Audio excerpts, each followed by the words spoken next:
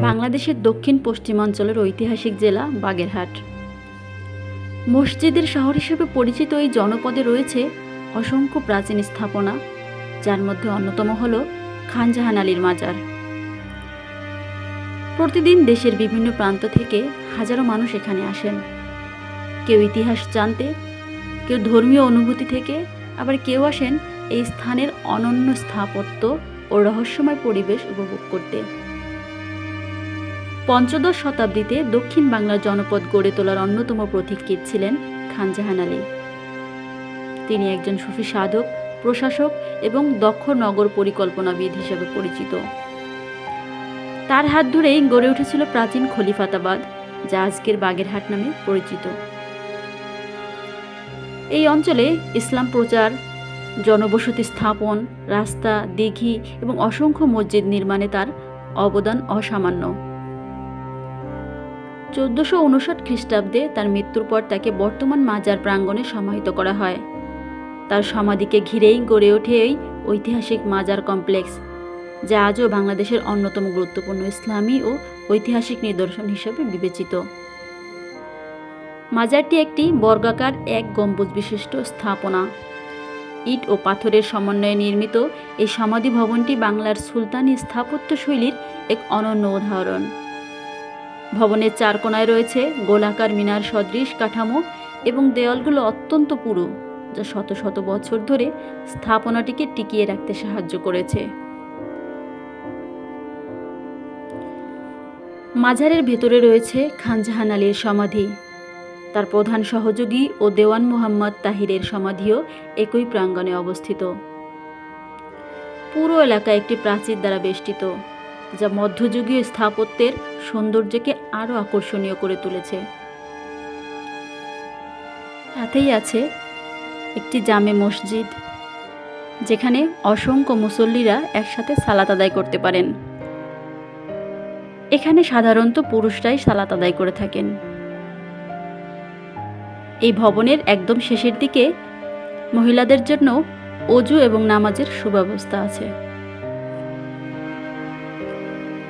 ভেতরের দৃশ্যগুলো দেখতে দেখতে চোখে পড়ল একটি সাইনবোর্ড, যেখানে সতর্কতামূলক বাণী লেখা ছিল, মাজারের পবিত্রতা রক্ষা করুন, মাজারে কেহ সেজদা দিবেন না, কুমির হইতে সাবধান, মাজার এলাকায় মাদক ও ধূমপান সেবন সম্পূর্ণ নিষেধ, অপরিচিত লোকের সাথে কোথাও যাবেন না।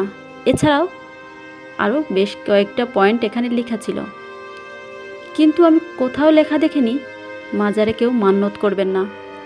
বরং এখানে ডেকে ডেকে মান্যতের জন্য বলা হচ্ছে যে আপনাদের মান্যতের পশু এখানে রেখে যেতে পারেন, অথবা কেউ যদি বিনিময়ে টাকা দিতে চান তাও দিতে পারেন। মাজারে সেজদা করা যেমন অপরাধ অর্থাৎ গুনাহের কাজ, তেমনি মাজারে মান্যত করাও কিন্তু ঠিক না। এ বিষয়টা কিন্তু আমাদের মুসলিম হিসাবে অবশ্যই মাথায় রাখা উচিত। তো যাই হোক, এটা যেহেতু আমার আলোচনার বিষয় না, তবুও বিষয়টি আমার চোখে পড়েছে, এজন্যই বলা। তো চলুন আমরা আগে ঘুরে ঘুরে দেখতে থাকি এর ভেতরের দৃশ্যটা কতটা সুন্দর।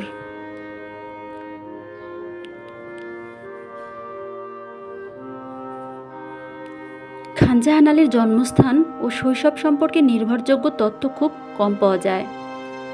অধিকাংশ ঐতিহাসিকের ধারণা তিনি মধ্য এশিয়া বা উত্তর ভারতের কোনো অঞ্চল থেকে বাংলায় এসেছিলেন। পঞ্চদশ শতাব্দীতে বাংলার সুলতানি আমলে তিনি দক্ষিণ বাংলায় আসেন। সে সময় বাংলার সুলতান নাসিরউদ্দিন মুহাম্মদ শাহের অধীনে তিনি প্রশাসনিক দায়িত্ব পালন করেন বলে ধারণা করা হয়। ইতিহাসবিদদের মতে আনুমানিক 1440 সালের দিকে তিনি বর্তমান বাগেরহাট অঞ্চলে আসেন। তখন এই অঞ্চল ছিল ঘন বনাঞ্চল ও জলাভূমিতে পরিপূর্ণ। খান জাহান আলী তার অনুসারীদের নিয়ে এই জঙ্গল পরিষ্কার করতে শুরু করেন। ধীরে ধীরে রাস্তা, খাল, দিঘি, মসজিদ এবং বসতি গড়ে ওঠে। এই নতুন নগরীর নাম রাখা হয় খলিফাতাবাদ। বর্তমান বাগেরহাটই সেই ঐতিহাসিক খলিফাতাবাদের অংশ। তিনি কি সত্যি কুমিরের পিঠে চড়ে এসেছিলেন, এখানেই শুরু হয় সবচেয়ে জনপ্রিয় কিংবদন্তি। স্থানীয় লোককথায় বলা হয় খান জাহান আলী অলৌকিক ক্ষমতার অধিকারী ছিলেন। তিনি নাকি কুমিরের পিঠে চড়ে নদী পার হতেন এবং তার নির্দেশে কুমির চলাফেরা করত। তবে গুরুত্বপূর্ণ বিষয় হলো এই ঘটনার কোনো ঐতিহাসিক বা প্রত্নতাত্ত্বিক প্রমাণ নেই। এটি মূলত লোকমুখে প্রচলিত একটি কিংবদন্তি। ঐতিহাসিকভাবে জানা যায় তা হলো তার মাজার সংলগ্ন বিশাল দিঘিতে বহু শতাব্দী ধরে কিছু কুমির বসবাস করছে। সম্ভবত এই কুমিরগুলোর কারণেই ধীরে ধীরে কুমিরের সঙ্গে তার অলৌকিক সম্পর্ক নিয়ে নানা গল্প প্রচলিত হয়েছে।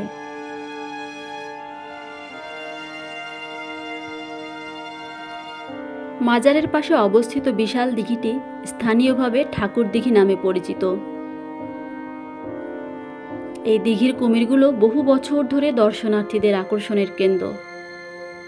একসময় এখানে কালা পাহাড় এবং ধলা পাহাড় নামে দুটি বিখ্যাত কুমিরের কথা লোকমুখে প্রচলিত ছিল। অনেক দর্শনার্থী কুমির দেখতে বিশেষভাবে এখানে আসতেন। বর্তমানে আগের তুলনায় কুমিরের সংখ্যা অনেক কমে গেছে, তবে এখনও এই দিঘি বাগেরহাটের অন্যতম আকর্ষণ।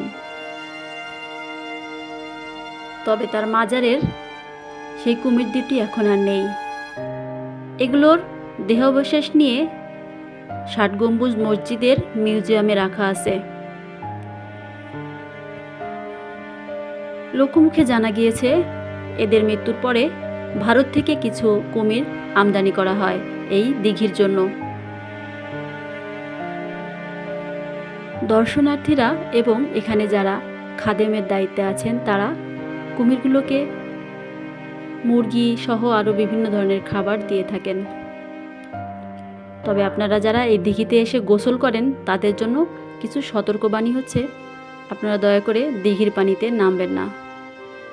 কেননা গতকাল ফাতেমা নামের একটি 7 বছরের মেয়ে দিঘির পানিতে রাত 8টা কি 8:15টার দিকে নেমেছিল। সেখান থেকেই একটা কুমির তাকে নিয়ে যায়। উদ্ধারকারীরা তাকে অনেক প্রচেষ্টার পরে উদ্ধার করেছে। আরও জানা গিয়েছে তার মা মানসিকভাবে ভারসাম্যহীন, যার কারণে হয়তো তার সঠিকভাবে দেখভাল করতে পারেনি। তাই আপনাদের কাছে অনুরোধ, আপনারা কিন্তু অবশ্যই দিঘির পানিতে নামা নিয়ে সতর্ক থাকবেন। আজকের ভিডিওটি এ পর্যন্তই থাকছে। আশা করি আপনাদের ভিডিওটি ভালো লেগেছে।